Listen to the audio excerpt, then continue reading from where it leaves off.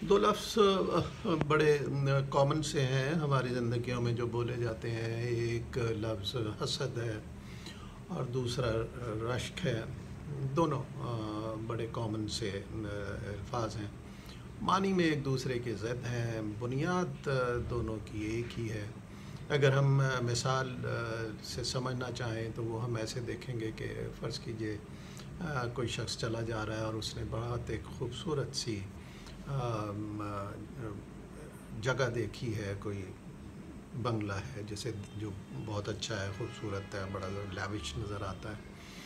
تو اب اسے دیکھ کر پاسبلی دو خیالات اس کے ذہن میں آ سکتے ہیں. ایک تو خیال یہ آ سکتا ہے کہ وہ دیکھے کہ دیکھو جی اس کے پاس تو کتنا اچھا گھر ہے، بڑا بنگلہ ہے، فرسٹ کلاس ہے، کیا بہترین لون ہے، پھول پودے لگے ہوئے ہیں، اور میرے پاس نہیں ہے تو اس کے پاس کیوں ہے.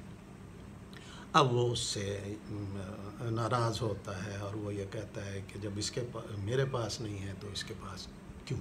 یعنی وہ اللہ کی نعمت اس کو دیکھنے کے بعد اس کے پاس وہ اس غصے اور آگ میں آ جاتا ہے کہ جب میرے پاس نہیں ہے تو اس کے پاس کیوں ہے. یعنی وہ اس کی نعمت سے جلنے لگتا ہے اور وہ نہیں چاہتا کہ اس کے پاس وہ چیز رہے جو اس نے دیکھی ہے.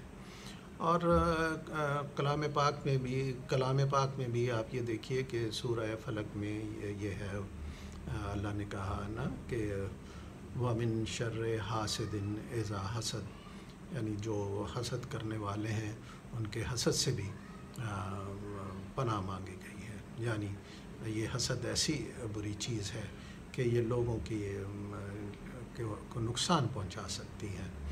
تو یہ ایک غصہ ہے، ایک آگ ہے، یہ ایک نفسیاتی بیماری ہے کہ انسان کے پاس خود نہیں ہے تو وہ دوسرے کے پاس کو بھی خود خوش نہیں ہے تو دوسرے کو بھی چاہتا ہے کہ وہ خوش کیوں ہے، اس پہ ناراض ہو جاتا ہے. اور اس کی چھوٹی موٹی سی جو کیفیت ہے وہ ہم اس میں دیکھ سکتے ہیں کہ جب ہم کسی کے پاس کوئی چیز دیکھیں اور اس پہ غیر ضروری تنقید کرنے لگیں، اس میں کیڑے نکالنے لگیں، تو یہ بھی دراصل ایک قسم کا حسد ہی ہوتا ہے کہ ہم اس کے پاس جو اللہ کی نعمت ہے اس کو اتنا کم تر کر دیں کہ وہ اتنی اچھی نہ لگے، اس میں سے عیب نکالیں، کیڑے نکالیں. در چھپی ہوئی ہمارے اندر یہ خواہش ہوتی ہے کہ اس کے پاس یہ نہیں ہے، میرے پاس نہیں ہے تو اس کے پاس نہیں. وہ جو بچے کہتے ہیں نہ کھیلیں گے، نہ کھیلنے دیں گے.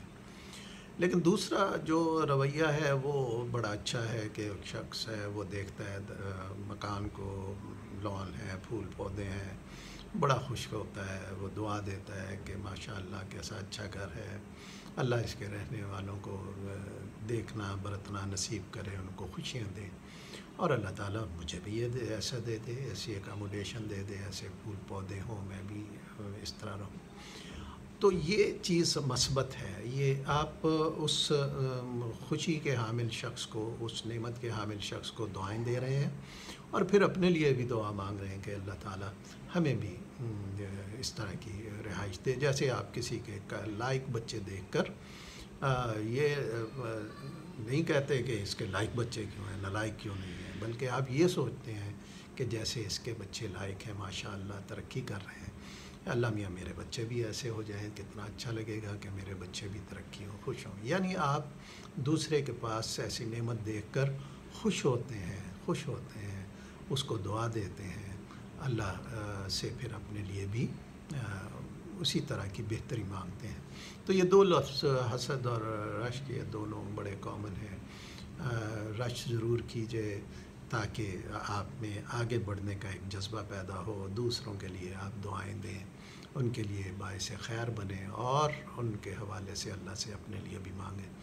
لیکن حسد سے بچتے رہیں، اس سے ڈرتے رہیں. یہ آگ ہے، اگر یہ کسی میں ہو تو وہ اسے اندر سے جلا دیتی ہے، وہ مثبت سوچ سے عاری ہو جاتا ہے، وہ اچھی محنت نہیں کر سکتا، وہ دوسرے کو تباہ کرنے میں اپنی تمام توانائیاں صرف کر دیتا ہے. تو اللہ تعالیٰ سے دعا ہے کہ اللہ تعالیٰ ہم سب کو اس حسد کی آگ سے بچائے. آمین یا ارحم الراحمین.